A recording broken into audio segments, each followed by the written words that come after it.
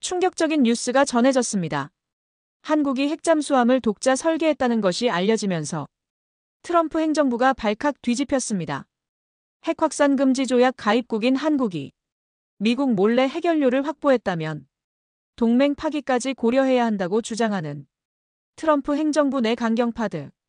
어떻게 한국은 이 위기를 극복했을까요? 20년이 넘는 한국의 핵잠수함 개발의 역사, 이제부터 그 감동의 이야기를 전해드립니다. 제 이름은 에드워드 클라크입니다. 오전 3시 12분, 미국 국방부 지하 상황실. 이곳은 외부 도청을 방지할 수 있는 시설입니다. 문을 들어서자 회의 탁자 위에 놓여있는 빨간 봉인이 찍힌 서류가 제 눈에 들어왔어요. 리처드 스펜서 국방부 차관이 그 서류를 제 앞으로 밀면서 말했습니다. 교수님, 한국이 금지된 기술을 손에 넣었습니다. 차관의 목소리는 낮고 무겁게 가라앉아 있었어요. 저는 하버드 케네디 스쿨에서 국제안보학을 가르치고 있습니다. 12년간 미 해군 핵잠수함장으로 복무했고 핵공학 박사 학위도 있죠. 은퇴 후에는 해군사관학교 원장을 지냈습니다. 현재 IAEA 자문위원으로도 활동하고 있습니다. 그런 제게 새벽 3시에 긴급 호출이 온 건 심상치 않은 일이었습니다. 한국이 뭘 했습니까? 제가 물으면서 서류 첫 장을 펼쳤습니다. 소형 가압수로 원자로 실험에 성공했습니다. 냉각수 순환 없이 작동하는 구조예요. 순간 제 심장이 빨리 뛰기 시작했어요. 냉각수 순환 없이?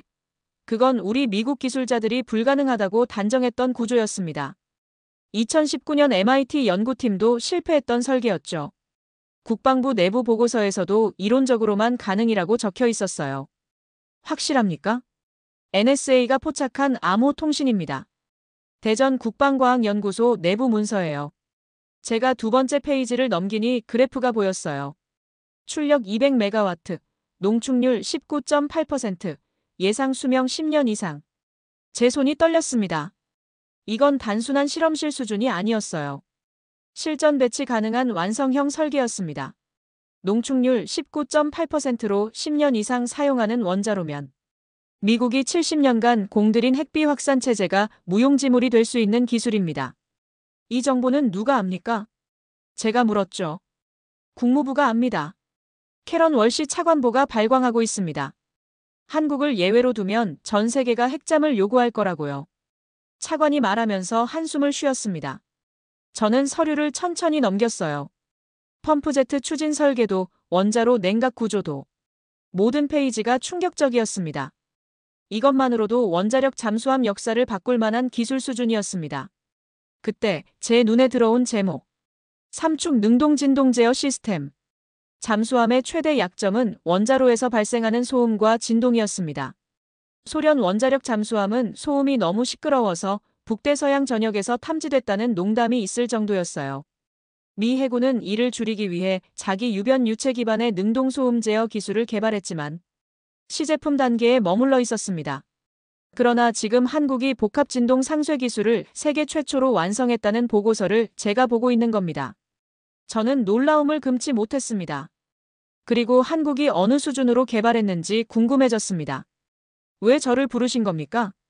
교수님만이 중립적으로 판단할 수 있기 때문입니다. 차관이 제 눈을 똑바로 봤어요. 핵공학 전공자, 전직 함장, IAEA 자문 경력. 군사와 외교를 모두 아는 사람은 교수님뿐이에요. 저희 국방부는 객관적인 평가가 필요합니다. 교수님이 가셔서 직접 보고 판단해 주세요. 저는 서류를 다시 봤습니다. 70년간 미국만이 독점해온 핵잠수함 기술. 그 금기를 동맹이 깼다는 건 단순한 기술 개발 사건이 아니었습니다. 세계 질서의 변화를 가져올 수 있을 정도의 파급력이 큰 기술이었습니다. 국방부가 국무부 반발을 완화하기 위해 저를 보내는 겁니까? 제가 냉정하게 물었어요. 그런 측면도 있습니다. 하지만 그걸 떠나서 사안의 중대성에 대해 교수님도 잘 아시지 않습니까? 객관적 판단이 중요합니다. 한국이 정말 그 기술을 가졌는지, 그리고 무엇보다도 한국을 미국이 신뢰할 수 있는지, 우리는 어떤 입장을 취해야 하는지. 서류는 제가 반출해도 되겠습니까? 물론이죠. 이미 문서 반출 허가를 받았습니다. 여기에 서명만 하시면 됩니다. 차관이 문서 반출 허가서를 내게 내밀면서 말했습니다. 72시간 드립니다. 한국국방과학연구소가 교수님을 초청했어요. 시설 전체를 공개하겠답니다. 그래요? 이례적이군요. 저는 잠시 생각했어요. 동맹국이 자국의 핵심 군사기술을 보여준다는 것은 뭔가 다른 의도가 있을 수 있겠다는 생각이 들었습니다. 저는 서류를 다시 펼쳤습니다. 첫 문장이 눈에 들어왔어요. 냉각수 순환 없이 작동하는 소형 가압수로 실험 성공. 12년간 핵잠수함에서 근무하면서 저는 원자로의 한계를 잘 알고 있었습니다. 출력을 높이려면 냉각 시스템이 복잡해지면 고장 위험이 커지죠. 그래서 모든 설계는 타협이 산물이었어요.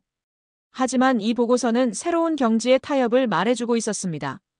여기에 나와 있는 기술이 실현 가능하다면 이건 단순 사건이 아니라 한국이 새로운 세계 질서를 선언할 수 있는 수준입니다. 제가 중얼거렸어요. 그래서 교수님이 가셔야 합니다. 확인하고 판단하고 보고하세요. 미국의 미래가 교수님 손에 달렸습니다. 알겠습니다. 가보겠습니다.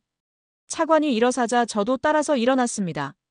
악수를 나누는 그의 손이 차가웠습니다.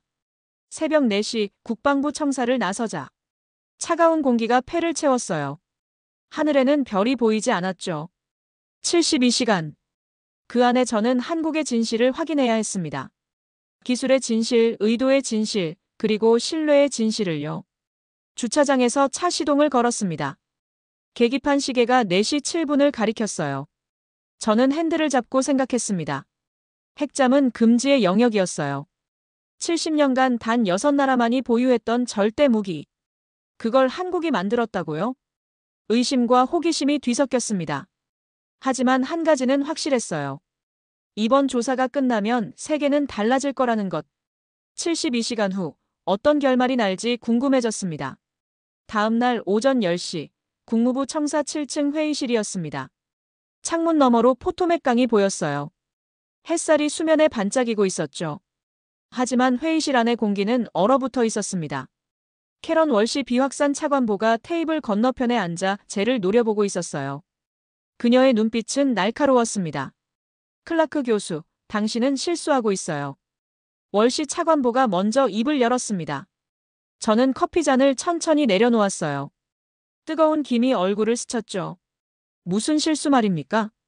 한국에 가려는 것. 그 자체가 실수예요. 그녀가 파일을 펼쳤습니다. 빨간 도표들이 빼곡하게 그려져 있었어요. 1968년 핵확산 금지 조약 이후 55년간 우리가 지켜온 질서가 있습니다.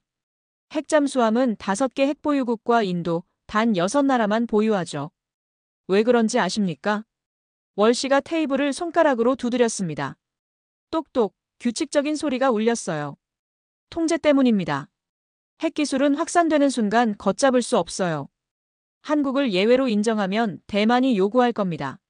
그 다음은 베트남, 폴란드, 터키. 끝이 없어요. 저는 고개를 끄덕였습니다. 그녀의 논리는 이해할 수 있었어요. 하지만 차관보님, 한국은 70년 동맹국입니다. 그리고 북한의 핵위협에 직면해 있고요. 동맹이라고 해서 핵을 주는 건 아닙니다. 월시가 단호하게 잘랐어요. 영국은 특별합니다. 2차 대전 때부터 함께 개발했죠. 호주는 오커스로 엄격한 조건 하에 승인했고요. 하지만 한국은 다릅니다. 동북아시아는 화약고예요. 중국, 일본, 러시아 모두 예민하게 반응할 겁니다. 그녀가 일어나서 창가로 걸어갔습니다. 역광 때문에 얼굴이 잘 보이지 않았어요. 교수님, 당신이 한국에 가서 긍정적인 보고서를 쓰면 어떻게 될까요? 백악관이 승인하고 의회가 통과시키고 한국이 핵잠을 갖게 되겠죠. 그 순간 일본이 가만히 있을 것 같습니까? 저는 침묵했습니다. 일본의 반응은 예상할 수 있었어요. 일본도 핵잠을 요구할 겁니다. 그들은 플루토늄을 47톤이나 보유하고 있어요. 기술도 충분하고요. 한국이 가지면 일본도 가져야 한다고 주장하겠죠. 월시가 다시 자리에 앉았습니다. 그녀의 손가락이 파일을 두드렸어요. 그 다음은 대만입니다. 중국의 위협을 받는 건 한국만이 아니에요. 대만은 더 절박하죠. 그들도 핵잠을 요구할 겁니다. 그럼 중국은 어떻게 반응하겠어요? 전쟁 위기로 갈 수 있습니다. 제가 조용히 말했어요. 맞아요. 그래서 안 되는 겁니다. 월시가 파일을 닫았습니다. 교수님, 당신 보고서 한 줄이 동맹체제를 무너뜨릴 수 있어요. 신중해야 합니다. 저는 그녀의 눈을 봤습니다. 진심이 담겨 있었어요. 그녀는 세계 질서를 지키려는 사람이었죠. 틀린 말은 아니었습니다. 하지만 차관보님, 북한은 이미 핵잠을 만들고 있습니다. 제가 반박했어요. 3월 8일 김정은이 직접 건조 현장을 시찰했죠. 직경 12m, 배수량 1만 톤급. 대륙간 탄도미사일을 탑재할 전략 잠수함입니다. 한국만 손 놓고 있으라는 겁니까? 월씨가 미간을 찌푸렸습니다. 북한 핵잠은 위협입니다. 하지만 그렇다고 해서 한국에게 같은 무기를 주는 건 해결책이 아니에요. 오히려 군비 경쟁을 촉발할 뿐이죠. 그럼 대안이 뭡니까? 미국의 확장 억지력입니다. 우리 칠함대가 있고 전략 잠수함이 순찰하고 있어요. 그걸로 충분합니다. 저는 고개를 저었습니다. 한국은 더 이상 그걸로 만족하지 않습니다. 자국 영토를 스스로 방어하고 싶어 해요. 그건 주권국가의 당연한 권리 아닙니까? 권리와 현실은 다릅니다. 한국은 미국의 통제하에 있어야 합니다. 월씨가 날카롭게 대꾸했어요. 회의실이 조용해졌습니다. 에어컨 소리만 희미하게 들렸어요. 저는 커피 잔을 들었지만 이미 식어 있었죠. 차관보님, 제가 한국에 가는 걸 막을 수는 없습니다. 이건 국방부 일입니다. 알아요. 하지만 경고는 할 수 있죠. 월씨가 몸을 앞으로 기울였습니다. 교수님이 쓸 보고서가 어떤 파장을 가져올지 잘 생각해 보세요. 핵 확산 시대가 좋을지 아니면 지금의 통제체제를 유지하는 게 좋을지. 저는 진실만 쓸 겁니다. 제가 단호하게 말했어요.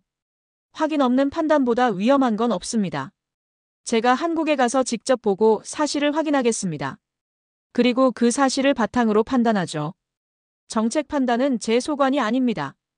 잘 판단하실 수 있는 보고서를 작성하는 게 제 임무입니다. 월씨가 한숨을 쉬었습니다. 그녀는 지친 표정이었어요. 고집이 세시네요. 해군에서 배운 겁니다. 불확실할 땐 직접 확인하라고요. 저는 일어섰습니다.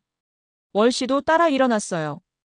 교수님, 마지막으로 한 가지만 물어보겠습니다. 그녀가 제 어깨에 손을 얹었어요.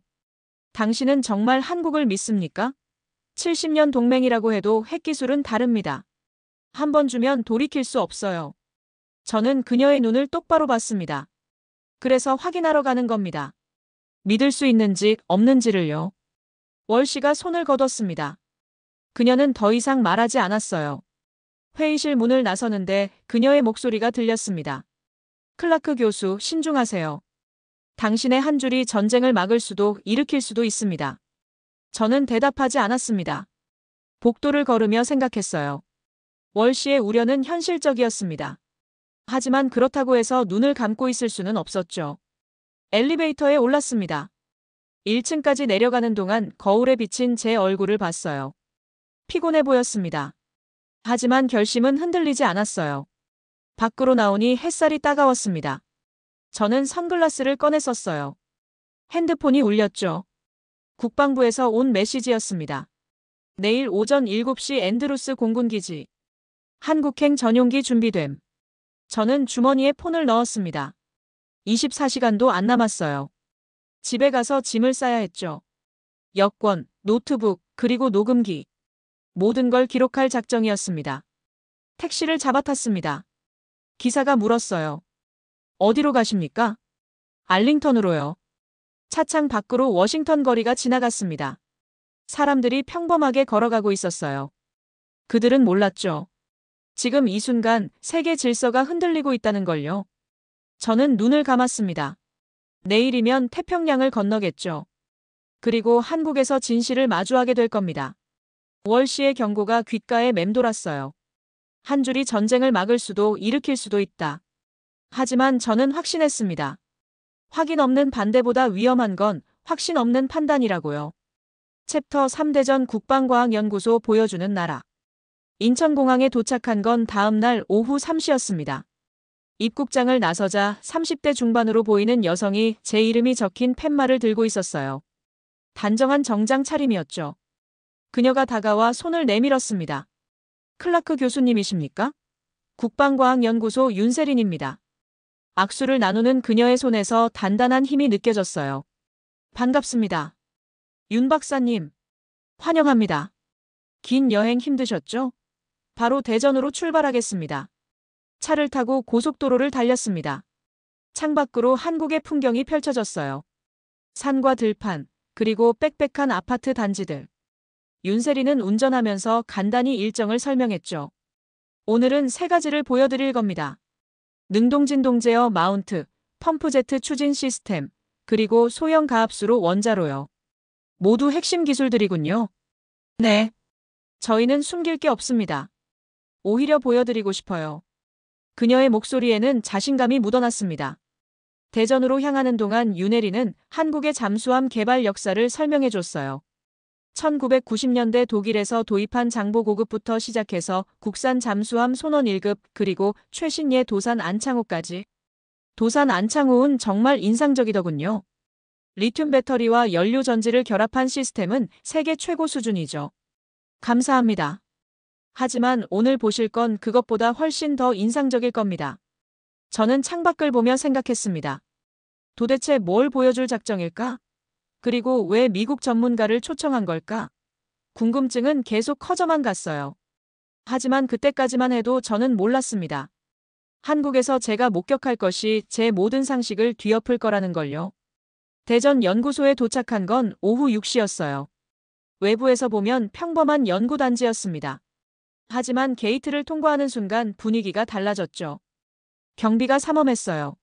신분 확인을 3번이나 받았습니다. 여기부터는 전자기기 반입이 금지됩니다. 휴대폰, 노트북 등 모든 전자기기를 맡겨주셔야 해요. 보안 요원이 제 모든 소지품을 수거했고 몸수색도 했습니다. 이해합니다. 1급 보안 구역이니까요. 지하 3층으로 내려갔습니다. 엘리베이터 문이 열리자 저는 숨이 멎었습니다.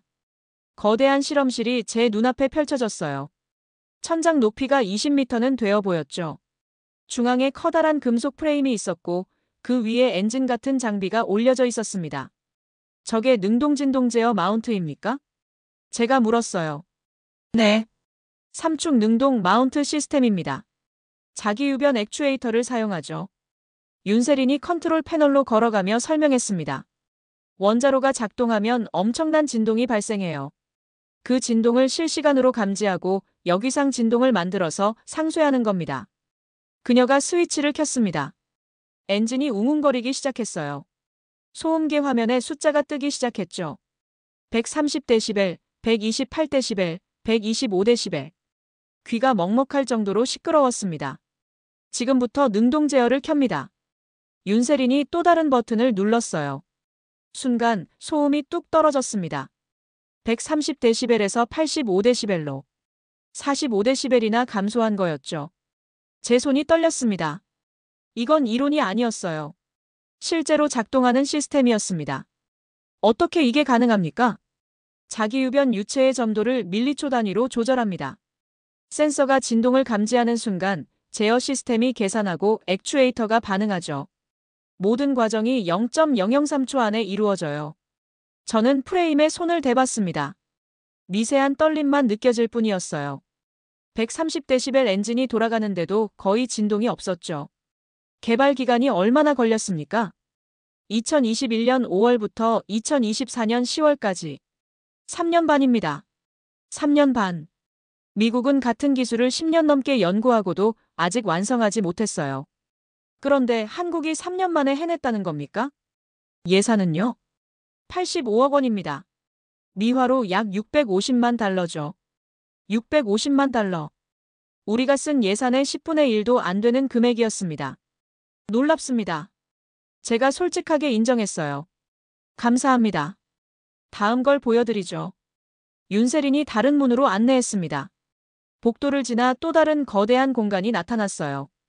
길이 50m, 폭 10m 정도 되는 수조였죠. 물이 가득 차 있었고 그 안에서 무언가가 천천히 회전하고 있었습니다. 펌프제트 추진 시스템입니다. 윤세린이 수조 가장자리로 다가갔어요. 저는 물속을 들여다봤습니다. 원통형 덕트 안에 프로펠러 블레이드가 감싸여 있는 형태였어요. 영국 트라팔가급 잠수함에서 봤던 바로 그 구조였습니다. 펌프제트 추진 시스템은 원자력 잠수함의 핵심 기술 중 하나입니다. 일반 프로펠러는 팔로트까지는 조용하지만 속도가 빨라지면 소음이 급격히 증가해요. 15노트만 넘어가도 엄청난 소리를 내죠. 하지만 원자력 잠수함은 작전 속도가 20트 이상이에요. 그러니 프로펠러 소음이 치명적인 약점이 되는 겁니다. 영국은 1980년대에 이 문제를 해결하기 위해 펌프제트를 개발했어요. 프로펠러 외부에 원통형 구조물을 씌워서 소음의 외부 확산을 막는 방식이죠. 효과는 놀라웠습니다. 트라팔 가급 잠수함은 20노트 이상의 속도에서도 8노트로 달리는 프로펠러와 비슷한 수준의 소음만 발생시켰어요. 실제로 시험 항해 중에 영국 수상함 바로 밑을 통과했는데도 탐지되지 않았다는 일화가 있습니다. 2009년에는 펌프제트를 장착한 영국 밴드급과 프랑스 트리온판급이 대서양에서 충돌하는 사건까지 발생했어요. 서로 너무 조용해서 상대를 탐지하지 못한 거죠. 그만큼 펌프트의 소음 감소 효과가 뛰어나다는 증거였습니다. 하지만 펌프트는 구조가 매우 복잡합니다. 추진 효율이 일반 프로펠러보다 7%에서 15% 정도 떨어지고요. 그래서 추진력이 제한되는 디젤 잠수함에는 거의 사용되지 않아요. 오직 원자력 잠수함만이 이 기술을 쓸 수 있죠. 현재 펌프제트를 보유한 나라는 미국, 영국, 프랑스, 그리고 최근 중국 정도였습니다. 작동 데이터를 보여주시겠습니까? 물론입니다. 그녀가 옆 컴퓨터 화면을 켰어요. 그래프가 나타났죠. 8노트 95데시벨, 15노트 98데시벨, 20노트 103데시벨. 제 심장이 빨리 뛰기 시작했습니다. 20노트에서 103데시벨. 이건 버지니아급 수준인데요. 미국의 최신 핵잠수함과 동등한 성능이었습니다. 감사합니다. 그녀가 미소 지으며 말했습니다. 저는 그래프를 뚫어지게 봤어요. 20노트에서 103데시벨이라는 건 정말 놀라운 수치였습니다. 우리 버지니아의 20노트에서 약 105데시벨 정도 나오거든요. 한국이 만든 펌프가 그와 거의 동등한 성능이라는 뜻이었죠. 개발 기간은요? 테스트 기간 포함해서 2022년 12월부터 2024년 9월까지 약 22개월입니다. 22개월. 2년도 안 걸렸다는 거였죠. 저는 믿기지 않았지만 데이터는 거짓말을 하지 않았습니다. 그럼 이미 1년 전부터 개발이 완료됐다는 건가요? 사실은 2022년 12월에 시작해서 2025년 5월에 완료 예정이었습니다. 윤혜린이 설명했어요. 하지만 예상보다 빨리 끝났죠. 2024년 9월에 국방 핵심 기술 성과 컨퍼런스에서 공개도 했고요. 저는 믿기지 않았습니다. 3년도 안 되는 기간에 펌프제트를 완성했다고요? 우리 미국은 10년 넘게 연구했는데도 여전히 개선 중이었거든요. 이걸 실제 잠수함에 장착할 계획입니까? 물어보나 마나 뻔한 질문이었지만 제가 놀란 나머지 당연한 질문이 입 밖으로 나와버렸습니다. 네. 차세대 대형 잠수함에 적용될 예정입니다. 대형 고속 잠수함을 염두에 두고 있습니다. 윤세린이 화면을 끄며 말했어요. 대형 고속 잠수함이요? 제가 되물었습니다. 그게 무슨 뜻이죠? 자세한 건 말씀드리기 어렵지만 원자력 추진을 고려한 설계죠. 모든 퍼즐이 맞춰지기 시작했습니다. 능동 마운트, 펌프제트. 이 두 기술은 원자력 잠수함의 핵심이었어요. 한국이 이걸 동시에 개발했다는 건 우연이 아니었죠. 처음부터 핵잠수함을 염두에 두고 준비한 거였습니다. 마지막으로 가장 중요한 걸 보여드리겠습니다. 그 말에 제 심장이 빨리 뛰기 시작했어요. 드디어 핵심을 보게 되는 건가요? 윤세린이 말없이 미소 지으며 엘리베이터 버튼을 눌렀어요. 지하 5층입니다. 엘리베이터가 더 깊이 내려갔습니다. 문이 열리자 차가운 공기가 흘러나왔어요. 복도 양쪽으로 두꺼운 콘크리트 벽이 이어져 있었죠. 여기부터는 원자력 관련 시설입니다. 보안 절차가 더 까다로웠어요. 윤혜린이 카드 인증, 홍채 인식, 지문 인식까지 거친 후에야 문이 열렸습니다. 안으로 들어가자 놀라운 광경이었습니다. 거대한 금속 실린더가 보였어요. 높이 5m, 직경 2m. 은색 표면에 여러 파이프와 케이블이 연결돼 있었죠. 마치 커다란 심장을 보는 듯한 느낌이었습니다. 넋이 나간 듯이 쳐다보고 있는 저를 보고 윤세린이 말했습니다. 소형 가압수로 원자로 모형입니다. 출력 200메가와트, 농축률 19.8%, 작동 수명 10년 이상. 저는 원자로 주위를 천천히 돌면서 뚫어지게 쳐다봤습니다. 뭐 하나라도 놓칠까봐 눈도 깜빡거리는 게 두려울 정도였죠. 설계가 정교했어요. 냉각 시스템, 제어봉 구조, 차폐 설계. 모든 게 완성형이었죠. 네. 자연 순환 방식을 적용했습니다. 펌프 없이도 온도 차이로 냉각수가 순환해요. 그녀가 터치스크린을 켰습니다. 시뮬레이션 영상이 나타났어요. 냉각수 온도 320도, 압력 155기압입니다. 완벽하게 안정적이죠. 저는 화면을 뚫어지게 봤습니다. 320도, 155기압. 이건 상용 원자로 수준이었어요.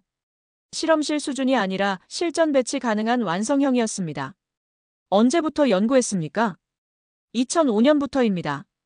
윤세린이 벽면을 가리켰어요. 오래된 사진들이 액자에 걸려 있었죠. 20년 가까이 연구해왔습니다.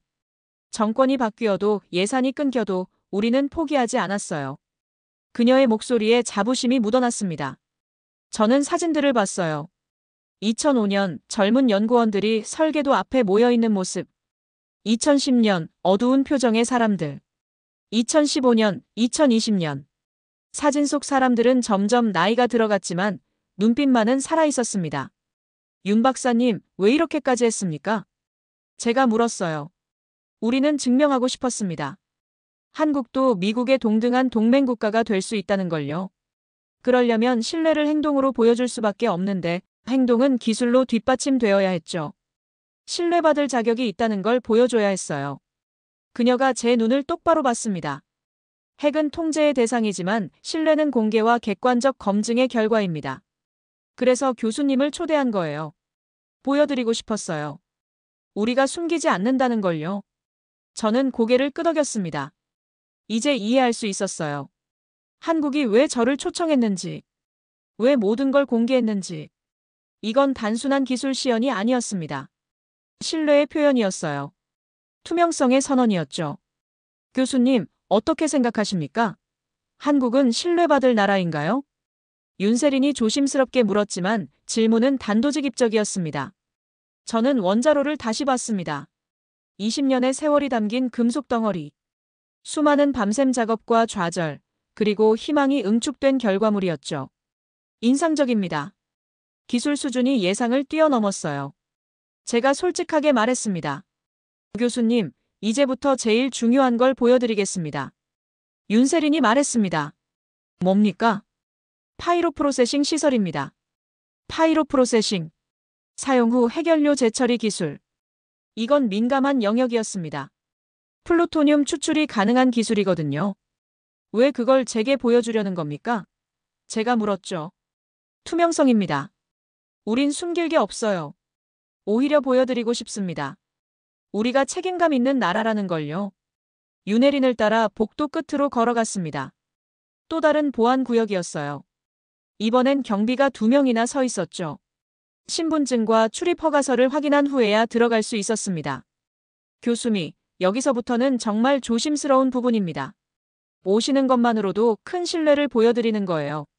문이 열리자 또 다른 실험실이 나타났습니다. 이번엔 여러 개의 금속 탱크와 복잡한 배관들이 연결돼 있었어요. 중앙에는 투명한 글러브 박스가 있었고 그 안에서 기계 팔들이 움직이고 있었죠. 방사는 차폐 시설입니다.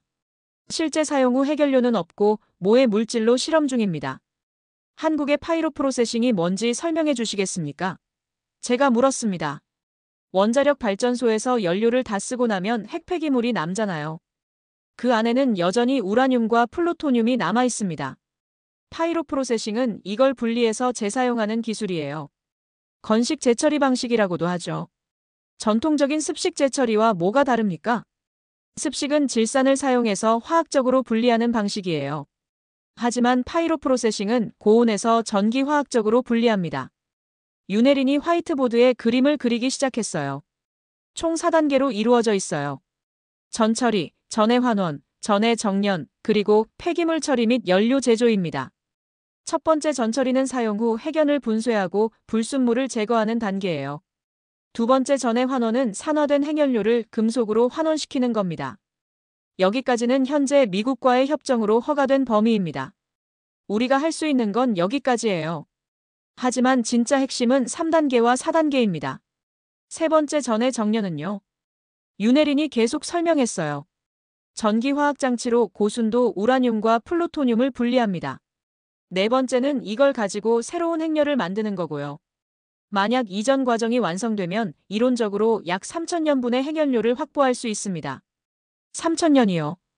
네, 한국에 쌓여있는 사용 후 핵연료를 전부 재처리하면 그 정도입니다. 물론 실제로는 손실이 있겠지만 수백 년치는 확실해요. 원자력 발전소도 잠수함도 모든 원자로의 연료를 자급할 수 있게 되는 겁니다. 저는 그 의미를 곱씹었습니다. 에너지 독립. 그건 엄청난 전략적 가치를 가진 것이었죠. 하지만 플루토늄 문제가 남습니다. 네, 맞습니다. 전해 정령 과정에서 플루토늄이 분리되거든요. 이론적으로는 핵무기 제조가 가능해집니다. 그래서 미국이 반대하는 거고요. 저는 심각한 표정으로 물었습니다. 한국은 핵무기를 만들 생각이 있습니까? 없습니다. 우리는 핵확산 금지 조약 가입국이에요. 조약을 위반할 생각이 전혀 없습니다. 하지만 능력은 갖추고 싶습니다. 능력이요? 네, 북한이 핵무기를 가지고 있잖아요. 우리만 손 놓고 있을 순 없어요. 핵무기는 만들지 않지만 만들 수 있다는 잠재력. 그게 억지력입니다. 잠재적 핵보유국이 되겠다는 건가요? 정확합니다. 일본처럼요. 일본도 플루토늄을 47톤이나 보유하고 있지만 핵무기는 만들지 않죠. 하지만 세계는 알아요. 일본이 마음만 먹으면 몇 달 안에 핵무기를 만들 수 있다는 걸요. 우리도 그런 위치가 되고 싶습니다. 미국이 허락할까요? 제가 조심스럽게 물었어요. 쉽지 않을 겁니다. 국무부는 분명 반대할 거예요. 하지만 트럼프 대통령이 원자력 잠수함을 승인했잖아요. 그걸 기회로 삼으려고 합니다. 핵잠수함 연료 공급을 조건으로 파이로 프로세싱 전체 공정을 허가받는 거죠. 일종의 거래라는 건가요? 네. 우리는 투명하게 운영하겠다고 약속할 겁니다. 국제원자력기구의 사찰도 받고 플루토늄 재고도 전부 공개하고요. 대신 기술은 확보하는 거죠. 저는 복잡한 심정이었습니다. 군사 전문가로서는 한국의 논리가 이해됐어요. 하지만 미국 입장에서는 우려스러운 것도 사실이었죠. 교수님, 솔직히 말씀드리겠습니다. 우리는 미국을 속이려는 게 아니에요. 오히려 보여드리고 있잖아요. 이렇게 시설까지 공개하면서요. 우린 신뢰를 받고 싶습니다. 책임감 있는 동맹으로 인정받고 싶어요. 저는 고개를 끄덕였습니다. 그 진심은 느낄 수 있었어요. 그럼 이 기술은 언제쯤 완성됩니까? 3단계와 4단계 말입니다. 기술적으로는 이미 준비됐습니다. 한국원자력연구원이 미국과 공동 연구하면서 기술을 다 익혔거든요. 다만 법적 허가가 없어서 실행하지 못하는 거예요. 만약 미국이 승인한다면 2년 안에 전체 시스템을 가동할 수 있습니다. 2년이요? 네, 시설은 이미 지어놓았어요. 윤혜린이 미소 지었습니다. 허가만 떨어지면 바로 시작할 수 있죠. 한국은 정말 철저하게 준비하고 있었습니다. 기술도 시설도 계획도 모두 갖춰놓고 미국의 허가만 기다리고 있었던 거죠. 이건 단순한 연구가 아니었습니다. 국가 전략이었어요. 하지만 한 가지만 더 보여주시겠습니까? 이 기술이 독자적으로 개발됐다는 증거를요. 윤세린이 미소 지었습니다. 내일 보여드리겠습니다. 교수님이 꼭 봐야 할 게 있어요. 다음 날 아침 9시 윤세린과 함께 다시 연구로 들어갔습니다. 오늘은 특별한 걸 보여드리겠습니다. 그녀의 표정이 어제와 달랐어요. 더 진지하고 무거워 보였죠. 우리는 연구소 본관 최상층으로 올라갔습니다. 복도 끝에 있는 작은 문 앞에서 멈췄어요. 여기는 기록 보관실입니다. 윤세린이 카드를 찍었습니다. 문이 열리자 서늘한 공기가 흘러나왔어요. 온습도가 철저히 관리되는 공간이었죠. 벽면을 따라 금고들이 줄지어 있었습니다. 그녀가 한 금고 앞에 섰어요. 6자리 비밀번호를 입력하고 열쇠를 돌렸죠. 철컥, 무거운 소리와 함께 금고 문이 열렸습니다. 안에는 3개의 파일 박스가 놓여 있었어요. 이게 뭡니까? 제가 물었습니다. 20년의 증거입니다. 윤세린이 첫 번째 박스를 꺼냈어요. 먼지가 살짝 묻어 있었죠. 그녀가 조심스럽게 뚜껑을 열었습니다. 노랗게 변색된 설계도가 나타났어요. 2005년 버전 1입니다. 도면을 펼치자 복잡한 선들이 보였습니다. 원자로 단면도였어요. 손으로 그린 부분도 있었죠. 캐드로 그린 선과 손으로 수정한 흔적이 뒤섞여 있었습니다. 이건 우리의 첫 설계입니다. 노무현 대통령이 핵잠수함 개발을 승인한 해죠. 저는 도면을 자세히 봤어요. 냉각 루프 구조, 제어봉 배치, 압력 용기 설계. 기본 골격은 미 해군 표준과 비슷했습니다. 미국 기술을 참고했습니까? 네. 솔직히 말씀드리면 이땐 참고할 수밖에 없었어요. 윤세린이 도면 한쪽을 가리켰습니다. 하지만 보세요.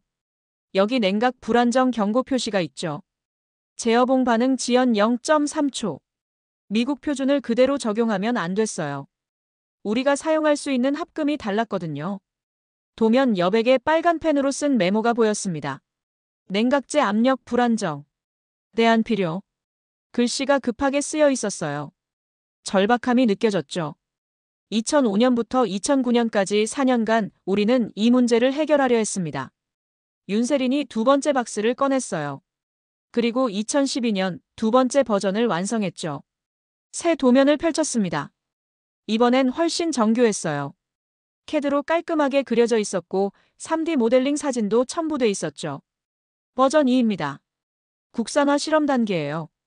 저는 도면을 비교하기 시작했습니다. 2005년 버전과 확연히 달랐어요. 냉각 루프가 완전히 재설계됐고 제어봉 소재도 바뀌어 있었죠. 여기부터는 미국 설계를 따르지 않았습니다. 윤세린의 목소리에 자부심이 묻어났어요. 냉각 루프를 이중 구조로 바꿨어요. 1차 루프는 고압, 2차 루프는 저압. 만약 1차가 고장 나도 2차가 작동하도록 설계했죠. 안전성을 높인 거군요. 네. 그리고 제어봉 합금도 국산으로 바꿨습니다. 반응 시간이 0.3초에서 0.15초로 절반이 됐어요. 도면 하단에 스탬프가 찍혀 있었습니다. 2012.08 23 실험 승인. 하지만 2013년에 사업이 중단됐죠. 윤세린의 표정이 어두워졌어요. 예산 문제였습니다. 정권이 바뀌면서 우선순위에서 밀렸어요. 공식적으로는 프로젝트가 종료됐죠. 그런데도 계속했습니까? 네. 비밀리에요. 그녀가 세 번째 박스를 꺼냈습니다. 가장 무거워 보였어요. 2024년 버전 3. 완성형입니다. 박스를 열자 두꺼운 파일이 나왔습니다. 표지에 최고 기밀이라는 도장이 찍혀 있었어요. 윤세린이 조심스럽게 도면을 펼쳤죠. 순간 제 숨이 멈췄습니다. 이건 완전히 다른 설계였어요. 2012년 버전과도 확연히 달랐죠. 냉각 시스템이 3중으로 구성돼 있었고 제어봉은 모듈화돼 있었습니다. 압력 용기 재질도 새로운 합금이었어요. 이건 제가 중얼거렸습니다. 미국 설계와 일치하는 부분이 하나도 없습니다. 윤세린이 조용히 말했어요. 완전히 새로운 언어예요. 우리만의 설계 철학이죠. 저는 새 도면을 나란히 놓고 비교했습니다. 2005년, 2012년, 2024년. 진화의 과정이 보였어요. 미국 기술에서 출발했지만 점점 독자적인 길을 걸었죠. 그리고 마침내 완전히 다른 결과물에 도달했습니다. 냉각 압력이 155기압입니까? 제가 2024년 도면을 가리키며 물었어요. 네. 320도, 155기압에서 안정적으로 작동합니다. 수명은 10년 이상이고요. 어떻게 이게 가능합니까? 우리도 이 수준은 못 만들었는데요. 윤세린이 미소 지었습니다. 20년입니다. 20년 동안 포기하지 않았어요. 그녀가 2005년 도면 하단을 가리켰습니다. 작은 글씨가 적혀 있었어요. 열은 흐르고 사람은 이어진다. 손태준, 2005. 이게 뭡니까? 제 스승의 글입니다. 윤세린의 목소리가 떨렸어요. 손태준 박사님. 2005년에 이 프로젝트를 시작하신 분이죠. 중단 명령이 내려진 2013년 이 문장을 남기고 연구소를 떠나셨어요. 저는 그 문장을 다시 읽었습니다. 열은 흐르고 사람은 이어진다. 스승님은 말씀하셨어요. 기술은 멈출 수 있지만 사람의 의지는 이어진다고. 언젠가 이 연구가 다시 필요한 날이 올 거라고요. 윤세린이 2012년 도면을 어루만졌습니다. 그래서 우리는 계속했어요. 공식 예산이 끊긴 후에도 개인 시간을 쪼개서 연구했죠. 밤마다 모여서 시뮬레이션을 돌렸어요. 왜 그렇게까지 했습니까? 제가 물었습니다. 믿었으니까요. 그녀가 제 눈을 똑바로 봤어요. 한국이 언젠가 이 기술을 필요로 할 거라고. 그리고 그때를 위해 준비해야 한다고 믿었습니다. 저는 새 도면을 다시 봤습니다. 20년의 세월이 느껴졌어요. 2005년의 설렘, 2012년의 좌절, 그리고 2024년의 완성. 그 모든 과정이 이 종이 위에 담겨 있었죠. 교수님, 이제 아시겠죠? 윤세린이 말했습니다. 우리 기술은 복제가 아닙니다. 이전도 아니고요. 20년간 우리가 직접 만든 거예요. 실패하고 배우고 다시 시도하면서요. 저는 고개를 끄덕였습니다. 이제 확신할 수 있었어요. 한국의 원자로 기술은 독자적이었습니다. 미국 기술의 그림자가 아니라 창조적 진화의 결과였죠. 윤 박사님, 이 도면들을 제가 사진으로 찍어도 됩니까? 기밀이라 안 됩니다. 하지만 보고서에는 자세히 쓰셔도 돼요. 우리는 숨길 게 없으니까요. 그녀가 도면을 다시 정리하기 시작했습니다. 저는 마지막으로 2005년 도면을 봤어요. 노랗게 변색된 종이, 손으로 그은 선들, 그리고 하단의 문장. 신념이 세상을 바꾼다. 20년 동안 그들은 그 문장을 지켜왔습니다. 정권이 바뀌어도, 예산이 끊겨도, 세상이 무관심해도 그들은 포기하지 않았어요. 박사님, 손태준 박사님은 지금 어디 계십니까? 작년에 돌아가셨습니다. 윤세린의 목소리가 낮아졌어요. 완성된 원자로를 보지 못하셨죠. 하지만 우리는 약속을 지켰어요. 스승님의 꿈을 현실로 만들었습니다. 저는 잠시 침묵했습니다. 그리고 조용히 말했어요. 기술은 시간으로 증명되지만 신뢰는 사람으로 증명됩니다. 윤세린이 고개를 들었어요. 그녀의 눈에 눈물이 맺혀 있었죠. 감사합니다. 그 말이 우리에게 큰 의미예요. 금고 문을 닫는 소리가 울렸습니다. 철컥. 세 개의 박스가 다시 어둠 속으로 들어갔어요. 하지만 그 안에 담긴 20년의 이야기는 이제 제 마음속에 새겨졌습니다. 보관실을 나오며 저는 생각했어요. 한국은 단순히 기술을 개발한 게 아니었습니다. 신뢰를 만들어낸 거였죠. 20년간의 집념으로, 투명한 공개로, 그리고 포기하지 않는 의지로요. 내일은 진해로 갑니다. 윤세린이 말했어요. 실제 잠수함을 보여드리겠습니다. 우리 기술이 어떻게 작동하는지요. 저는 고개를 끄덕였습니다. 이제 저는 알고 있었어요. 한국이 준비된 나라라는 걸. 그리고 그 준비가 하루아침에 이루어진 게 아니라는 걸요. 20년의 시간. 그게 바로 신뢰의 무게였습니다. 진해까지는 차로 1시간 반이 걸렸습니다. 새벽 5시에 출발했어요. 동이 트기 전에 어둠 속에서 고속도로를 달렸죠. 윤세리는 운전하면서 말이 없었습니다. 저도 침묵을 지켰어요. 창밖으로 어둠이 천천히 밝아지고 있었습니다. 진해 해군기지 정문에 도착한 건 오전 6시 40분이었어요. 경비병 2명이 차를 세웠습니다. 신분증 확인만 15분이 걸렸죠.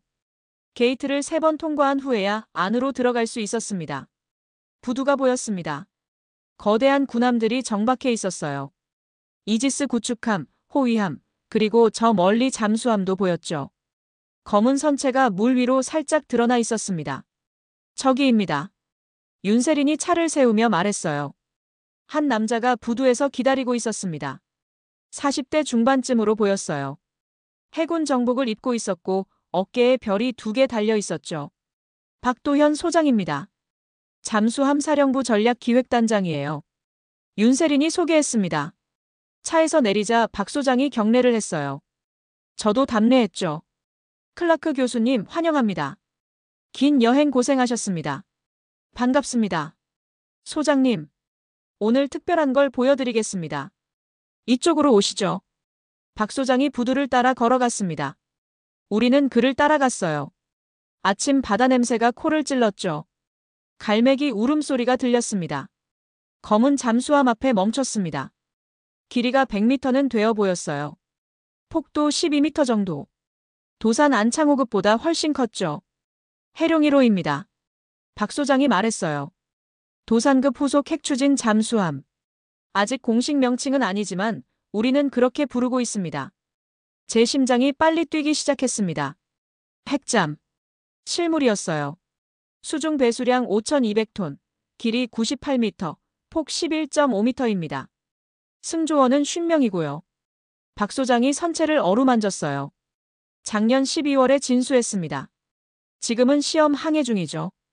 원자로는 이미 장착됐습니까? 제가 물었습니다. 네. 대전에서 보신 그 원자로예요. 출력 200메가와트, 예상 수명 10년 이상. 저는 선체를 천천히 훑어봤습니다. 표면이 매끈했어요. 흡음 타일이 붙어있는 게 보였죠. 특수 고무 재질이었습니다. 승함하시겠습니까? 네, 물론입니다. 좁은 해치를 통과해서 내부로 들어갔습니다. 복도가 비좁았어요. 하지만 깨끗하게 정돈돼 있었죠. 승조원들이 각자 위치에서 작업하고 있었습니다. 함장실입니다. 박 소장이 한 문을 열었어요. 조그만 방이었습니다. 책상 하나, 침대 하나. 벽에는 해도가 붙어 있었고 모니터 2대가 켜져 있었어요. 여기서 모든 걸 지휘합니다. 작전실로 갔습니다. 여러 모니터와 계기판이 빼곡했어요. 소나 화면, 항법 시스템, 무기 제어 콘솔. 모든 게 최신이었죠. 통합 전투 시스템입니다. 한국이 독자 개발한 거예요. 박 소장이 자랑스럽게 말했어요. 소나 성능은 어떻습니까? 탐지 거리 50km 이상. 저주파 능동 소나와 고주파 수동 소나를 모두 갖췄습니다. 50km. 상당한 거리였어요. 우리 버지니아급과 비슷한 수준이었죠. 무장은요? 어뢰 6발, 대함 미사일 6발, 그리고 잠수 한발사 탄도미사일 6발입니다. 박 소장이 화면을 가리켰어요. 현무사 SLBM입니다. 사거리 3,000km, 재래식 탄두죠. 3,000km. 북한 전역은 물론이고 중국 동부까지 타격할 수 있는 거리였습니다. 어뢰 성능은요? 백상어 중어뢰. 사거리 50km, 최고 속도 70노트입니다. 70노트. 제가 놀라서 되물었어요. 70노트요? 초공동 기술입니까? 네. 어뢰 주변에 기포를 형성해서 물의 저항을 줄입니다. 러시아 슈크발과 비슷한 원리죠. 저는 감탄했습니다. 초공동 어뢰는 세계에서 몇 개국만 보유한 기술이었어요. 소장님, 실제 작동 시험을 볼 수 있습니까? 물론입니다. 그러려고 준비했죠. 박 소장이 인터컴을 잡았어요. 전 승조원 출항 준비. 1시간 후 출항한다. 부산한 움직임이 시작됐습니다. 승조원들이 각자 위치로 뛰어갔어요. 계기를 점검하고 통신을 확인하고 시스템을 가동했죠. 저는 소나 콘솔 옆에 섰습니다. 화면에 주변 해역이 표시되고 있었어요. 30분 후 해룡 -1이 움직이기 시작했습니다. 천천히 부두를 빠져나갔어요. 엔진 소리가 낮게 울렸죠. 하지만 진동은 거의 느껴지지 않았습니다. 능동 마운트가 작동 중입니다. 윤세린이 옆에서 속삭였어요. 진동이 실시간으로 제어되고 있어요. 해안선이 멀어졌습니다. 수평선만 보이기 시작했어요. 잠항 준비. 박 소장이 명령했습니다. 밸러스트 탱크 주수. 잠항심도 50m. 쉬익, 물이 차는 소리가 들렸어요. 잠수함이 천천히 가라앉기 시작했죠. 하늘이 점점 높아지더니 이윽고 물속으로 완전히 잠겼습니다. 소나 화면만이 외부 상황을 보여주고 있었어요. 현재 심도 50m. 속도 8노트. 항해사가 보고했습니다. 소음 수준은요? 제가 물었어요. 95데시벨입니다. 박 소장이 답했죠. 속도를 올려보겠습니다. 15노트로 증속. 엔진 소리가 조금 커졌어요. 하지만 여전히 조용했습니다. 소음 98데시벨. 20노트로. 속도가 더 올라갔습니다. 제 손이 떨렸어요. 20노트에서 얼마나 조용할까? 소음 103데시벨. 제 눈이 커졌습니다. 103데시벨. 이건 버지니아급 수준이었어요. 펌프 제트가 작동 중입니다. 윤세린이 설명했어요. 덕트 구조가 소음의 외부 확산을 막고 있죠. 더 빠르게 갈 수 있습니까? 제가 물었습니다. 25노트까지 가능합니다. 하지만 소음이 조금 올라가죠. 박 소장이 웃으며 말했어요. 오늘은 20노트로 충분합니다. 1시간 동안 해룡 1호는 동해를 유영했습니다. 수심 100m, 200m, 300m. 깊이를 바꿔가며 항해했어요. 모든 시스템이 완벽하게 작동했죠. 무산소 잠항 시간은요? 제가 물었습니다. 원자로 덕분에 무제한입니다. 박 소장이 자랑스럽게 말했어요. 연료만 있으면 몇 달이든 잠항할 수 있어요. 식량이 문제겠죠. 저는 소나 화면을 봤습니다. 주변에 아무것도 없었어요. 깨끗한 바다였죠. 적 잠수함을 가정해 보겠습니다. 박 소장이 시뮬레이션을 시작했어요. 북한 핵잠이 북위 38도선 근처에서 순찰 중입니다. 우리는 추적해서 무력화해야 해요. 화면에 가상의 적이 나타났습니다. 빨간 점으로 표시돼 있었어요. 소나 탐지. 거리 45km, 방위 315도. 접근 시작. 속도 18노트, 침로 320도. 해룡 1호가 움직였습니다. 조용히, 빠르게. 적과의 거리가 좁혀졌어요. 40km, 35km, 30km. 적이 우리를 탐지했습니까? 제가 물었어요. 아니요. 아직 모르고 있습니다. 박 소장이 화면을 가리켰죠. 우리가 너무 조용해서요. 거리 20km에서 멈췄습니다. 어뢰 발사 위치. 명중률 95% 이상. 만약 실전이라면 지금 쏘면 됩니까? 네. 적은 우리를 탐지하지 못한 상태에서 격침당할 겁니다. 저는 화면을 뚫어지게 봤습니다. 이게 바로 핵잠수함의 힘이었어요. 침묵 속의 압도적 우위. 적이 알아채기도 전에 게임은 끝나는 거였죠. 교수님, 이게 우리가 원하는 겁니다. 박 소장이 말했어요. 전투를 하려는 게 아니에요. 전투를 막으려는 거죠. 북한이 핵잠을 가지면 우리도 가져야 균형이 맞습니다. 그래야 서로 함부로 못 움직여요. 억지력이군요. 맞습니다. 침묵의 억지력. 이게 진짜 평화를 지키는 방법이에요. 저는 고개를 끄덕였습니다. 군사적 논리로는 완벽했어요. 교수님, 솔직히 말씀해 주세요. 박 소장이 제 눈을 똑바로 봤어요. 만약 교수님이 버지니아급 함장이었다면 이 배를 상대로 이길 자신 있습니까? 저는 잠시 생각했습니다. 20노트에서 103데시벨. 탐지 거리 50km. 초공동 어뢰 70노트. 그리고 완벽한 통합 전투 시스템. 솔직히 말하면 어려울 겁니다. 제가 인정했어요. 이 배는 제가 타던 버지니아급만큼 조용합니다. 어쩌면 더 조용할 수도 있어요. 만약 먼저 탐지당하면 저는 이미 진 겁니다. 박 소장이 만족스러운 표정을 지었습니다. 감사합니다. 그 말이 우리에게 큰 의미예요. 해룡 -1이 천천히 상승하기 시작했습니다. 수심 300m에서 200m, 100m, 50m. 마침내 수면으로 올라왔어요. 해치가 열리고 햇살이 쏟아져 들어왔습니다. 신선한 공기가 폐를 채웠어요. 갑판으로 올라갔습니다. 바다가 잔잔했어요. 수평선이 아름다웠죠. 이 배는 전쟁의 무기가 아닙니다. 박 소장이 바다를 바라보며 말했어요. 전쟁을 멈추게 하는 침묵입니다. 누구도 함부로 도발하지 못하게 만드는 힘이죠. 저는 그의 말을 곱씹었습니다. 침묵의 힘. 보이지 않는 억제력. 그게 바로 핵잠수함의 본질이었어요. 진해 기지로 돌아온 건 오후 4시였습니다. 해룡 -1이 부두에 정박했어요. 저는 마지막으로 검은 선체를 봤습니다. 5,200톤의 철과 기술. 하지만 그 안에 담긴 건 단순한 무기가 아니었어요. 한국의 생존 의지였고 20년의 집념이었으며 미래를 향한 준비였죠. 내일은 청와대입니다. 윤세린이 말했어요. 대통령님께서 직접 만나고 싶어 하십니다. 저는 고개를 끄덕였습니다. 이제 마지막 단계만 남았어요. 정치의 영역. 한국이 진짜 원하는 게 무엇인지 그걸 확인해야 했습니다. 차에 올라타며 저는 뒤를 돌아봤어요. 해룡 -1이 석양을 받으며 서 있었습니다.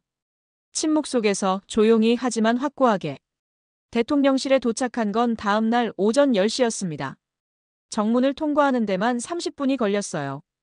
보안 검색이 3차례, 금속 탐지기를 2번 통과했죠. 휴대폰도 노트북도 모두 맡겨야 했습니다. 저는 빈손으로 본관 건물에 들어갔어요. 복도가 조용했습니다. 발걸음 소리만 울렸어요. 윤세린이 앞장서서 걸었죠. 우리는 3층 끝에 있는 작은 회의실 앞에서 멈췄습니다. 여기서 대통령님을 뵙게 됩니다. 그녀가 말했어요. 편하게 대화 나누시면 돼요. 대통령님께서 교수님의 솔직한 의견을 듣고 싶어 하십니다. 문이 열렸습니다. 비서실장으로 보이는 남자가 나왔어요. 들어오십시오. 회의실은 생각보다 소박했습니다. 긴 테이블 하나, 의자 6개. 창문 너머로 서울 시내가 보였어요. 남산타워가 멀리 보였죠. 대통령이 자리에서 일어났습니다. 60대 초반으로 보였어요. 단정한 정장 차림이었죠. 그가 손을 내밀었습니다. 환영합니다. 클라크 교수님. 한국에 와주셔서 감사합니다. 영광입니다. 대통령님. 악수를 나누는 그의 손이 따뜻했어요. 하지만 눈빛은 날카로웠죠. 앉으시죠. 우리는 마주 앉았습니다. 비서실장이 차를 따라주고 나갔어요. 문이 닫혔죠. 이제 방 안에는 대통령, 윤세린, 그리고 저 3명만 남았습니다. 사흘 동안 우리 시설을 둘러보셨는데 어떠셨습니까? 대통령이 먼저 입을 열었어요. 인상적이었습니다. 기술 수준이 예상을 훨씬 뛰어넘었습니다. 제가 솔직하게 답했죠. 능동 마운트, 펌프제트, 원자로, 그리고 해룡 -1까지. 모든 것이 완성형이었어요. 한국은 핵잠수함을 만들 준비가 완료됐습니다. 대통령이 고개를 끄덕였습니다. 하지만 교수님은 의심하셨을 겁니다. 한국이 정말 이 기술을 독자적으로 개발했는지. 네. 의심했습니다. 저는 솔직하게 인정했어요. 하지만 봉인된 설계도를 보고 확신했습니다. 2005년부터 2024년까지 20년간의 진화 과정을 봤죠. 이건 복제가 아니었어요. 독자적인 창조였습니다. 감사합니다. 대통령이 잠시 창밖을 봤어요. 교수님, 한 가지 물어보겠습니다. 미국은 우리에게 핵잠수함을 허락할까요? 쉽지 않을 겁니다. 제가 조심스럽게 말했어요. 국무부는 반대하고 있습니다. 핵 확산을 우려하죠. 한국을 예외로 인정하면 다른 나라들도 요구할 거라고 생각해요. 알고 있습니다. 대통령이 고개를 끄덕였어요. 캐런 월시 차관보와 통화했습니다. 그분은 단호하시더군요. 한국에게 핵기술을 주면 세계 질서가 무너진다고요. 대통령님은 어떻게 생각하십니까? 제가 물었습니다. 대통령이 잠시 침묵했어요. 그리고 천천히 입을 열었죠. 교수님, 우리는 핵무기를 원하지 않습니다. 네. 제가 놀라서 되물었어요. 한국은 핵무기를 만들 생각이 없습니다. 70년간 비확산 조약을 지켜왔고 앞으로도 지킬 겁니다. 그럼 왜 핵잠수함을 원하십니까? 생존 때문입니다. 대통령의 목소리가 낮아졌어요. 북한이 핵무기를 가졌습니다. 탄도미사일도 있죠. 그리고 이제 핵잠수함까지 만들고 있어요. 우리는 매일 핵의 그림자 아래 살고 있습니다. 그가 손가락으로 테이블을 두드렸어요. 똑똑, 규칙적인 소리가 울렸죠. 미국은 우리를 확장 억지력으로 보호한다고 말합니다. 하지만 교수님, 솔직히 물어보겠습니다. 만약 북한이 서울을 핵으로 위협하면 미국은 정말 개입할까요? 저는 대답하지 못했습니다. 그 질문에는 명확한 답이 없었어요. 미국 대통령이 로스앤젤레스를 위험에 빠뜨리면서까지 서울을 구할까요? 저는 확신할 수 없습니다. 대통령이 제 눈을 똑바로 봤어요. 그래서 우리는 스스로를 지켜야 합니다. 핵무기 없이 조약을 지키면서도요. 핵잠수함이 그 해답이라는 겁니까? 네. 핵잠수함은 억지력입니다. 북한의 핵잠을 추적하고 무력화할 수 있는 유일한 수단이죠. 하지만 핵무기는 아니에요. 우리는 선을 넘지 않습니다. 저는 그의 논리를 이해하기 시작했어요. 한국이 원하는 건 핵무기가 아니었습니다. 자율방어 능력이었죠. 대통령님, 하지만 미국 입장에서는 우려될 수밖에 없습니다. 원자로 기술을 주면 언젠가 핵무기로 전용될 수 있다고요. 그래서 우리는 투명하게 공개했습니다. 대통령이 손을 펼쳤어요. 교수님을 초대했고 모든 시설을 보여드렸죠. IAEA 사찰도 받겠습니다. 개발 과정도 모두 공유하고요. 숨길 게 없어요. 파이로 프로세싱은요? 제가 민감한 질문을 던졌습니다. 사용 후 핵연료 재처리 기술. 이건 플루토늄 추출이 가능한데요. 우리는 플루토늄을 무기로 만들지 않겠습니다. 대통령이 단호하게 말했어요. 재처리는 오직 해결료 자급을 위해서입니다. 모든 플루토늄 재고를 공개하고 IAEA의 실시간 감시를 받겠습니다. 투명성이 곧 신뢰니까요. 저는 그의 눈빛을 봤습니다. 진심이 담겨 있었어요.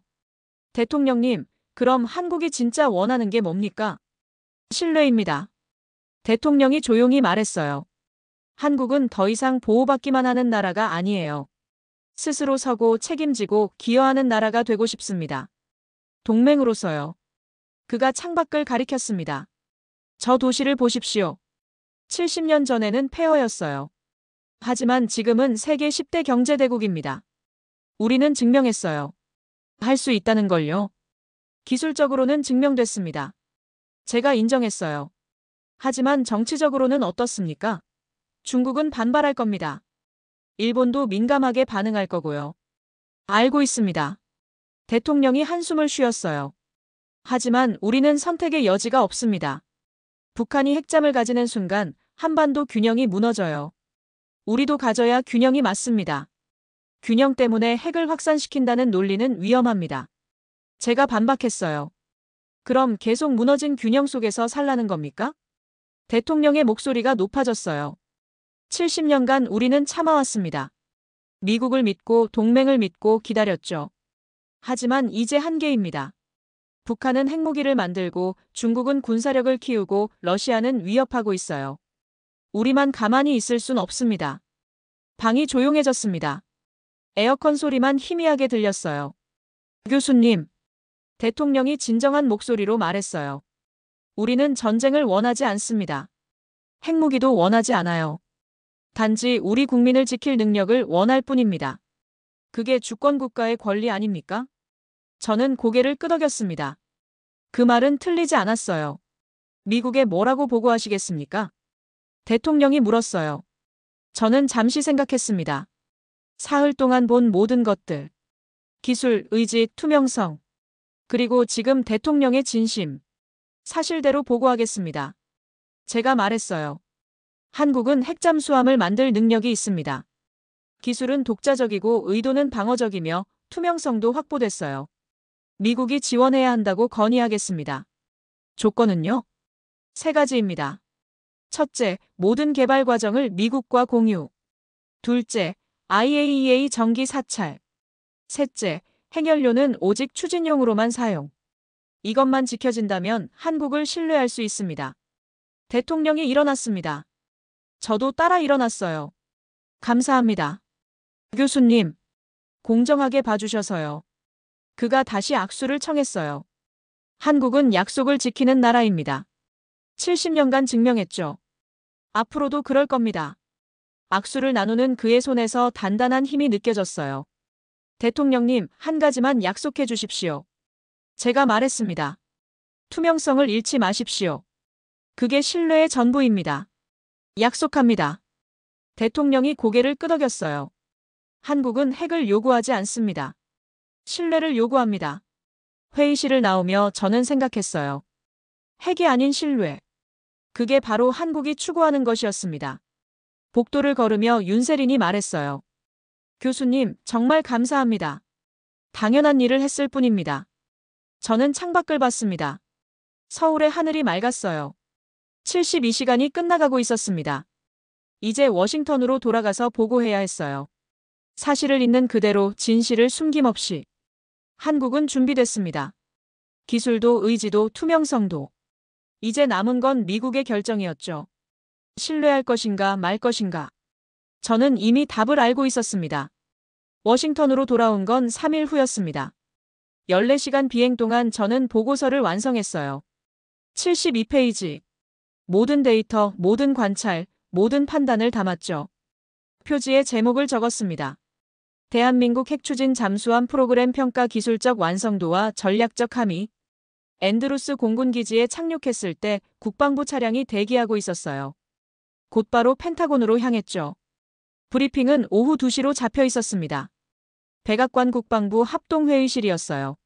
3층에 있는 큰 방이었죠. 긴 타원형 테이블 50명은 앉을 수 있는 규모였습니다. 벽면에는 대형 스크린 3개가 걸려 있었어요. 제가 도착했을 때 이미 20명 정도가 자리에 앉아 있었습니다. 국방장관, 합참의장, 각군 참모총장, 그리고 백악관 국가안보보좌관도 보였어요. 캐런 월시 국무부 차관보도 있었죠. 그녀가 저를 보며 미간을 찌푸렸습니다. 클라크 교수님, 준비되셨습니까? 국방장관이 물었어요. 네. 시작하겠습니다. 저는 단상 앞에 섰습니다. 노트북을 연결하고 첫 슬라이드를 띄웠어요. 대한민국 핵추진 잠수함 프로그램 평가를 시작하겠습니다. 방이 조용해졌습니다. 모든 눈이 저를 향했어요. 결론부터 말씀드리겠습니다. 저는 심호흡을 했어요. 한국은 핵잠수함을 건조할 기술적 능력을 완전히 확보했습니다. 일부 분야에서는 우리 미국과 동등하거나 앞서 있습니다. 순간 방안이 웅성거렸어요. 누군가 놀란 듯 소리를 냈죠. 근거를 제시하겠습니다. 다음 슬라이드를 넘겼어요. 첫째, 삼축 능동 진동 제어 시스템. 자기유변 액추에이터를 사용해 진동을 45dB 감소시킵니다. 130dB에서 85dB로 떨어뜨렸어요. 이건 우리도 아직 실전 배치하지 못한 기술입니다. 합참의장이 손을 들었어요. 직접 봤습니까? 네. 대전 연구소에서 작동하는 걸 직접 확인했습니다. 신뢰할 만합니까? 데이터는 거짓말하지 않습니다. 소음계 수치를 직접 봤어요. 다음 슬라이드였습니다. 둘째, 펌프제트 추진 시스템. 20노트에서 103dB의 소음을 기록했습니다. 우리 버지니아급과 동등한 수준이에요. 해군 참모총장이 몸을 앞으로 기울였어요. 20노트에서 103dB요? 확실합니까? 네. 수조 시험 데이터를 확인했습니다. 8노트 95dB, 15노트 98dB, 20노트 103dB. 명확했습니다. 캐런 월시가 끼어들었어요. 교수님, 그들이 보여주고 싶은 것만 보여준 거 아닙니까? 조작된 데이터일 수도 있죠. 저도 그 가능성을 고려했습니다. 제가 그녀를 봤어요. 하지만 20년간의 설계도를 봤습니다. 2005년, 2012년, 2024년. 새 버전의 진화 과정을 확인했죠. 이건 조작할 수 없는 증거입니다. 새 슬라이드를 띄웠어요. 새 도면의 비교 사진이 나타났죠. 2005년 버전은 미국 표준을 참고했습니다. 하지만 2012년부터는 독자적인 설계로 전환했어요. 냉각 루프, 제어봉, 압력 용기. 모든 게 재설계됐죠. 2024년 버전은 미국 설계와 일치하는 부분이 하나도 없습니다. 국방장관이 물었어요. 원자로는요? 소형 가압수로. 출력 200메가와트, 농축률 19.8%, 작동 수명 10년 이상입니다. 제가 데이터를 보여줬어요. 냉각수 온도 320도, 압력 155기압에서 안정적으로 작동합니다. 자연순환 방식이라 펌프 고장 위험도 없고요. 연료는요? 전홍축 우라늄입니다. 20% 미만. 핵무기로 전용하기엔 부족한 농축도예요. 캐런 월시가 다시 끼어들었습니다. 하지만 파이로 프로세싱을 요구하고 있죠. 그건 플루토늄 추출이 가능한 기술입니다. 맞습니다. 제가 인정했어요. 하지만 한국은 투명하게 운영하겠다고 약속했습니다. IAEA 실시간 감시, 플루토늄 재고 전수 공개, 미국과의 정보 공유. 모든 조건을 수용하겠다고 했어요. 약속을 믿을 수 있습니까? 한국은 70년간 비확산 조약을 지켜온 나라입니다. 제가 단호하게 말했어요. 단 한 번도 위반한 적이 없어요. 그들을 믿지 못할 이유가 없습니다. 국가안보보좌관이 손을 들었어요. 교수님, 하지만 한국에게 핵잠을 허락하면 다른 나라들도 요구할 겁니다. 일본, 대만, 베트남. 끝이 없어요. 그래서 조건이 필요합니다. 저는 다음 슬라이드를 띄웠어요. 제안하는 조건은 3가지입니다. 첫째, 모든 개발 과정을 미국과 실시간 공유. 둘째, IAEA 상시 사찰 수용. 셋째, 핵연료는 오직 잠수함 추진용으로만 사용. 이 조건들이 지켜질 거라고 보십니까? 한국은 이미 스스로 제안했습니다. 저를 초청해서 모든 걸 보여줬어요. 투명성이 신뢰의 시작이라는 걸 그들은 알고 있습니다. 저는 잠시 멈췄어요. 그리고 다음 슬라이드를 넘겼죠. 이제 전략적 필요성을 말씀드리겠습니다. 화면에 북한 핵잠수함 사진이 떴어요. 김정은이 건조 현장을 시찰하는 모습이었죠. 2025년 3월 8일 북한이 핵추진 잠수함 건조를 공식 발표했습니다. 직경 12m, 추정 배수량 1만 톤. 대륙간 탄도미사일을 탑재할 전략 잠수함이에요. 방한이 순간 긴장했습니다. 북한 핵잠이 동해에 배치되면 어떻게 될까요? 6개월간 자망한 채로 어디든 갈 수 있습니다. 일본 근해, 미국 서부 해안, 심지어 하와이까지도요. 제가 지도를 가리켰어요. 우리 칠함대로는 추적이 불가능합니다. 태평양이 너무 넓거든요. 한국의 핵잠이 필요한 이유가 바로 여기 있습니다. 합참의장이 고개를 끄덕였어요. 동해에 한국 핵잠이 있으면 북한 핵잠을 출항 단계에서 추적할 수 있습니다. 동해는 좁아요. 한두 척만 있어도 충분하죠. 이게 가장 효율적인 대응책입니다. 저는 다음 슬라이드로 넘어갔어요. 진해 기지에서 해룡-1을 직접 탔습니다. 시험 항해도 참관했고요. 20노트로 1시간 항해했는데 소음이 103데시벨 이하로 유지됐어요. 해군 참모총장이 물었어요. 교수님은 버지니아급 함장이었죠. 솔직히 물어보겠습니다. 해룡 1호와 전투하면 이길 자신 있습니까? 저는 잠시 침묵했습니다. 그리고 솔직하게 답했어요. 어려울 겁니다. 그 배는 제가 타던 버지니아급만큼 조용합니다. 먼저 탐지당하면 이미 진 거예요. 방한이 순간 조용해졌어요. 그만큼 한국의 기술이 완성됐다는 뜻입니까? 네. 그들은 준비됐습니다. 저는 마지막 슬라이드를 띄웠어요. 최종 권고사항입니다. 화면에 세 줄이 나타났죠. 1. 대한민국의 핵추진 잠수함 개발을 원칙적으로 승인한다. 2. 단, 앞서 제시한 세 가지 조건을 엄격히 적용한다. 3. 이는 핵 확산이 아니라 동맹 강화와 지역 안정을 위한 전략적 결정이다. 캐런 월시가 자리에서 일어났어요. 장관님, 저는 반대합니다. 이건 판도라의 상자를 여는 겁니다. 차관보님, 제가 그녀를 봤어요. 한국은 이미 잠수함 발사 탄도미사일을 보유하고 있습니다. 운반 수단은 있어요. 핵탄두만 없을 뿐이죠. 우리가 핵잠을 막는다고 해서 그들의 능력이 사라지는 게 아닙니다. 그럼 더더욱 핵기술을 주면 안 되는 거 아닙니까? 아닙니다. 저는 단호하게 말했어요. 투명하게 관리하는 게 낫습니다. 음지에서 개발하게 두는 것보다 양지에서 협력하는 게 안전해요. 그게 신뢰의 방식입니다. 국방장관이 손을 들었어요. 교수님, 한국을 신뢰할 수 있다고 확신하십니까? 네. 저는 망설이지 않고 답했어요. 한국은 20년간 준비했습니다. 숨기지 않고 보여줬어요. 조건도 수용했고요. 이건 핵의 승인이 아니라 신뢰의 검증입니다. 방한이 조용했습니다. 모두가 생각에 잠긴 듯 했어요. 국방장관이 일어났습니다. 감사합니다. 교수님, 우리는 백악관과 협의하겠습니다. 대통령께서 최종 결정하실 겁니다. 브리핑이 끝났어요. 사람들이 하나둘 자리를 떴습니다. 캐런 월시가 다가왔어요. 교수님, 당신은 역사적 실수를 저지른 겁니다. 아닙니다. 차관보님, 제가 말했어요. 역사적 결정을 내린 겁니다. 신뢰는 주는 게 아니라 증명하는 거예요. 한국은 증명했습니다. 그녀는 더 이상 말하지 않고 돌아섰어요. 2주 후, 백악관 발표가 있었습니다. 미국은 대한민국의 원자력 잠수함 개발을 원칙적으로 승인한다.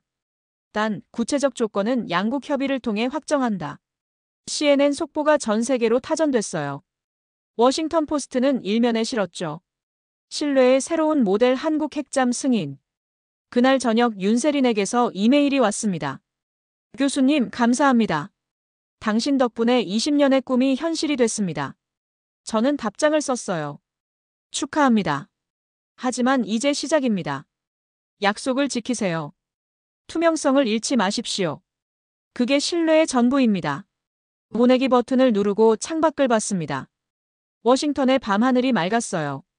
별이 빛나고 있었죠. 세계는 변하고 있었습니다.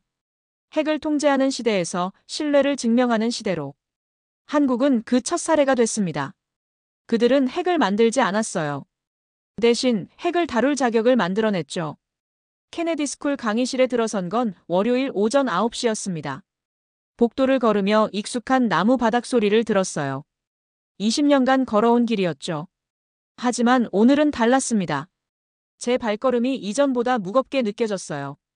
강의실 문을 열자 학생들이 자리에 앉아 있었습니다. 80명. 국제안보학 첫 강의였어요. 다양한 나라에서 온 학생들이었죠. 미국, 한국, 일본, 유럽, 중동. 미래의 정책 결정자들이었습니다. 좋은 아침입니다. 제가 단상에 섰어요. 에드워드 클라크입니다. 이 수업은 국제안보와 핵확산 방지를 다룹니다. 학생들이 노트북을 열었어요. 펜을 꺼냈죠. 오늘은 특별한 케이스를 다루겠습니다. 저는 프로젝터를 켰습니다. 화면에 사진 한 장이 떴어요. 검은 잠수함. 해룡-1이었습니다. 대한민국입니다. 학생들이 웅성거렸어요. 한국에서 온 학생 2명이 눈을 크게 떴죠. 지난달 미국 정부는 한국의 핵추진 잠수함 개발을 원칙적으로 승인했습니다. 70년 핵확산 방지 체제 역사상 가장 이례적인 결정이었죠. 손을 든 학생이 있었어요. 일본 학생이었습니다. 교수님, 그건 위험한 선례 아닙니까? 다른 나라들도 요구할 텐데요. 좋은 질문입니다. 제가 고개를 끄덕였어요. 하지만 먼저 물어보겠습니다. 왜 한국이었을까요? 왜 지금이었을까요? 저는 다음 슬라이드를 넘겼습니다. 북한 핵잠수함 사진이 나타났어요. 2025년 3월 8일, 북한이 핵잠수함 건조를 공개했습니다. 이게 첫 번째 이유예요. 위협이 현실화. 하지만 위협만으로는 충분하지 않습니다. 새 슬라이드였어요. 대전 연구소 사진이 떴죠. 한국은 20년간 준비했습니다. 2005년부터 2024년까지. 정권이 바뀌어도 예산이 끊겨도 그들은 포기하지 않았어요. 저는 교실을 천천히 둘러봤습니다. 모든 학생이 집중하고 있었어요. 저는 지난달 한국에 다녀왔습니다. 국방과학연구소, 진해 해군기지, 그리고 청와대까지. 제 눈으로 직접 확인했죠. 중국 학생이 손을 들었어요. 교수님, 기술 수준이 정말 그렇게 높았습니까? 네. 일부 분야에서는 미국을 앞섰습니다. 제가 솔직하게 답했어요. 삼축 능동진동 제어 시스템. 우리도 아직 실전 배치 못한 기술이에요.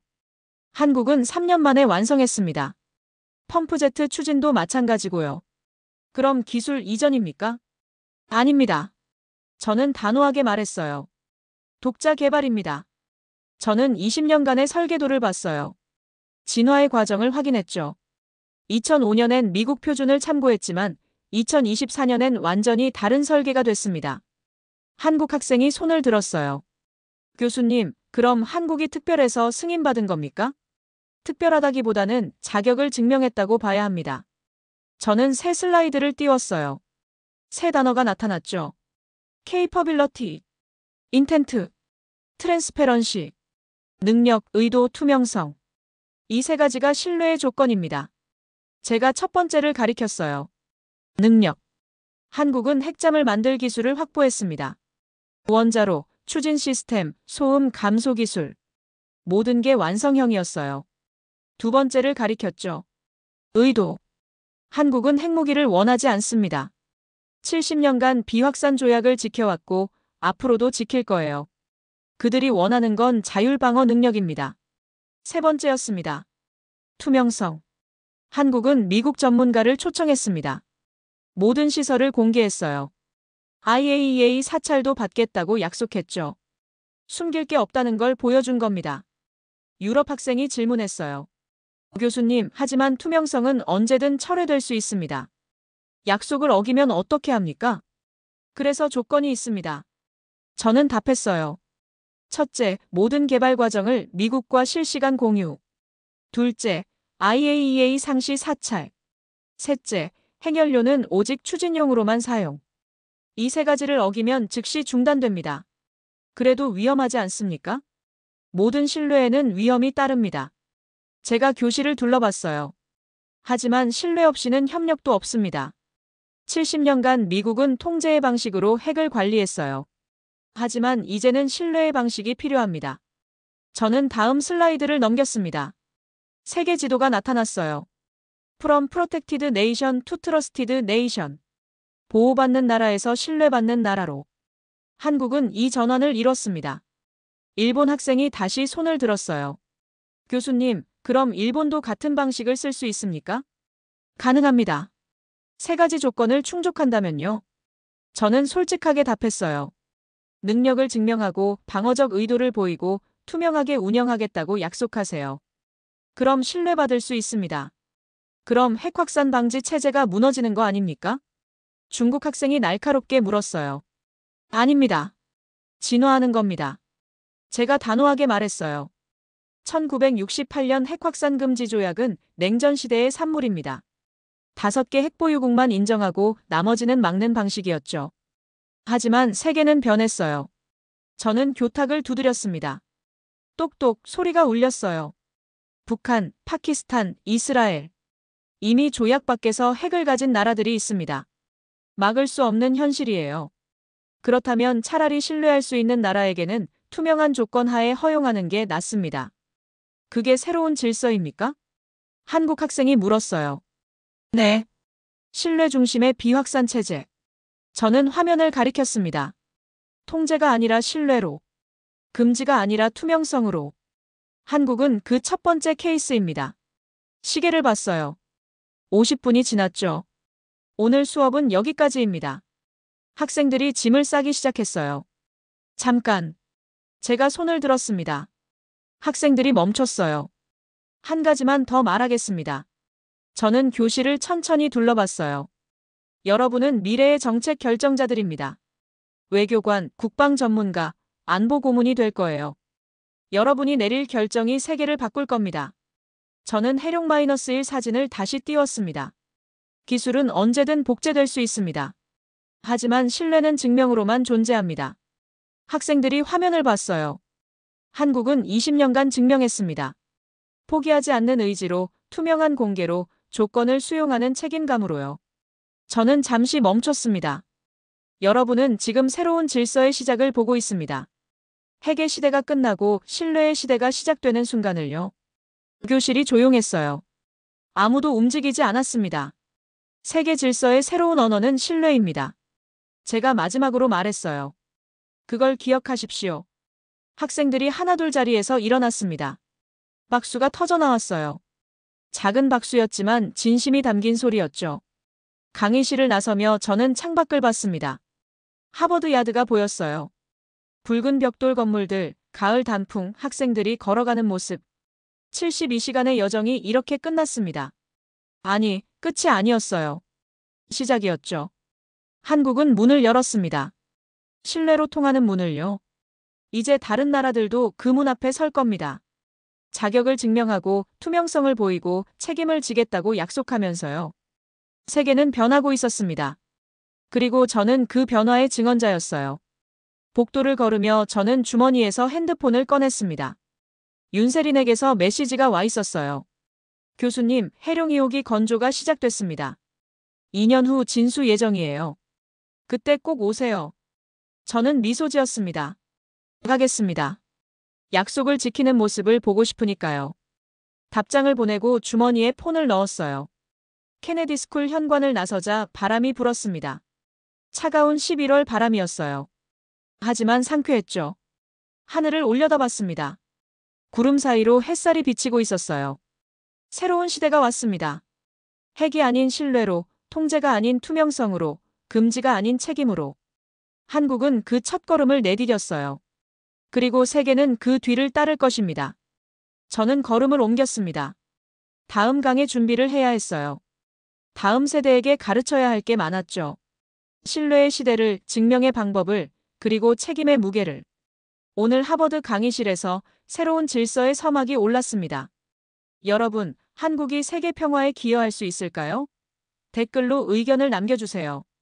감사합니다.